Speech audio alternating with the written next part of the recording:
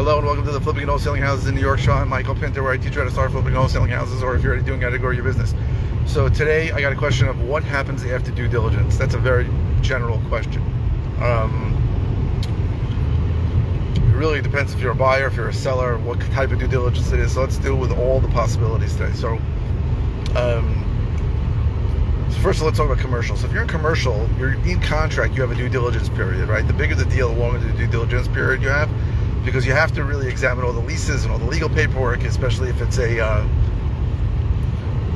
rent-controlled place, apartments, or if they're rent-stabilized apartments. There's tons of paperwork. I once almost bought some rent-controlled places, and I don't even know what the hell I had to hire an attorney for, but we didn't end up buying it. So what happens after due diligence? They have to due diligence period that's stated in your contract on commercial is you're going to have to either tell the seller that you don't want the property and get your deposit back, or you're going to have to proceed with the sale, and there'll usually be some time. So it's typical for a commercial transaction to have a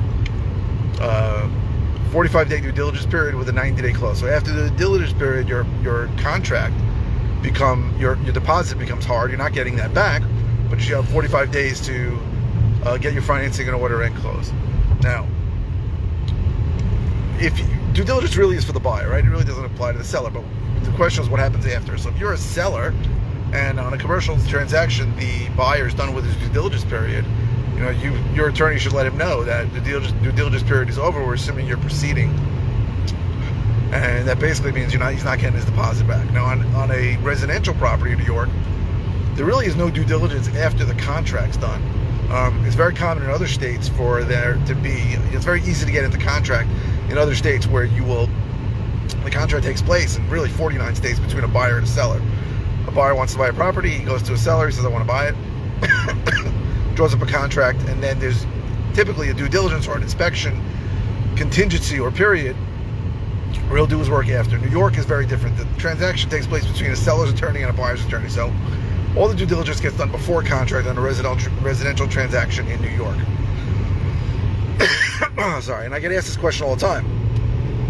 How long of an inspection contingency should I have? There is no inspection contingency. So every time I go to contract in New York, I have to either assign the contract or I have to close on it. There is no way out. And that scares a lot of people, but that is the way it works in New York. It's different in... One second, let me just make sure I'm going the right way. It's different in New York, and it's different in other states. So when you have a due diligence period in New York, it is going to typically be before the contract signs. So what happens very often is that once an offer is accepted,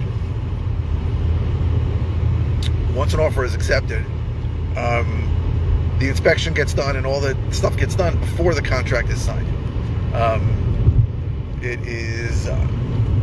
That's just the way it works, and people don't really get that if they listening to gurus on the internet from other states, because people in other states are telling you that wholesaling is really a risk-free situation because you just get out in the inspection contingency. It doesn't happen in New York.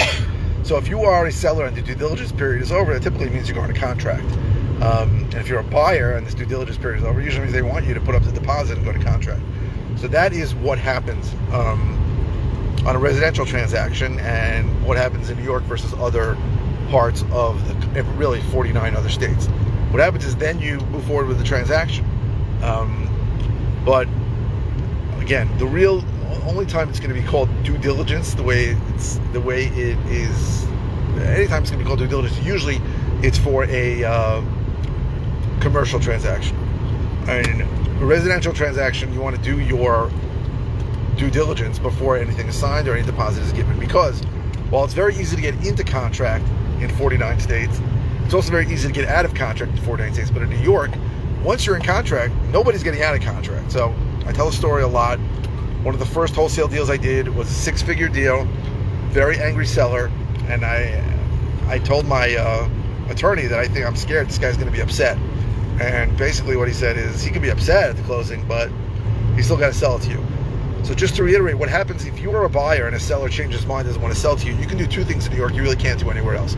Number one is you can put a list pendants on the property, which is the same as a mortgage lender foreclosing on a property. So he's never going to be able to sell the property to anybody else. Second thing is you can sue him for specific performance, which means that you could sue him for the entire purchase price. And in 99.9% of the cases, the seller is represented by an attorney. So I've had situations where a seller called me and said, I changed my mind, or I want more money, and all I've told them is talk to your attorney, and then I always got a call within a day or two saying, when can we close? Because there's no way out of a contract in New York. It's really something we take for granted, but sellers are not changing their mind. And really, the same thing on a buyer can't change his mind either. So if you're signing a contract and a buyer is upset for whatever reason, he's still got to go out and buy the property. You can jerk you around a little, but he's still going to close.